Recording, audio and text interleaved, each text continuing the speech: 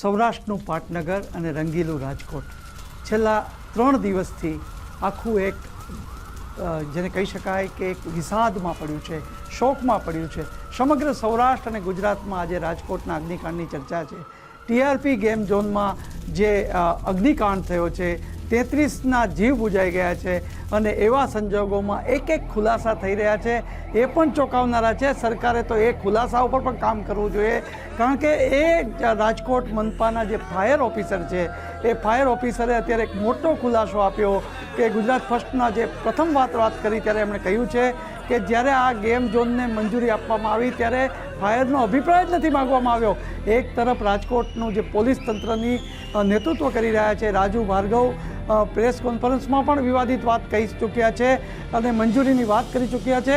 અને બીજી બાજુ ફાયર ઓફિસર ખુદ કહી રહ્યા છે કે રાજકોટ પોલીસ તંત્રએ મંજૂરી જ નથી લીધી, આ મંજૂરીનો કોઈ અભિપ્રાયને કોઈ લેખિત નથી આપ્યું.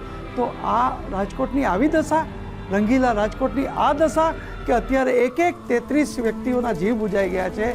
હજી કેટલા લોકોના સ્વજનો તો જે મિસિંગ છે એની ભાળ મળી નથી. અને ત્યારે આવો ચોંકાવનારો જો આક્ષેપ મનપાના એક હાયર ઓફિસર રાજકોટ પોલીસ તંત્ર પર લગાડી રહ્યા છે, ત્યારે રાજુ ભાર્ગવ પોલીસ કમિશનર જેનું નેતૃત્વ કરી રહ્યા છે પોલીસ તંત્રનું, શહેર પોલીસનું, એમણે જવાબ આપવો પડશે. અને આ ખુલાસાની નોંધ તો રાજ્ય સરકારે લેવી પડશે. મુખ્યમંત્રી અને ગૃહ રાજ્યમંત્રી રાજકોટ પહોંચ્યા હતા, કાર્યવાહી પણ થઈ રહી છે. પણ આજનો આ ખુલાસો જોતા દશા અને દિશા તરત દેખાઈ રહી છે કે રાજકોટમાં આ દશા કે જે પોલીસ તંત્રએ અભિપ્રાય નથી લીધો અને જેને કહી શકાય કે પોલીસ તંત્ર મંજૂરીની વાત કરે છે તો રિન્યુ એમનેમ થઈ ગઈ ગેમ ઝોનની. અને આ ગેમ ઝોન મોતનું તાંડવ બન્યું અને 33થી વધુ જિંદગીઓને ભરકી ગયું.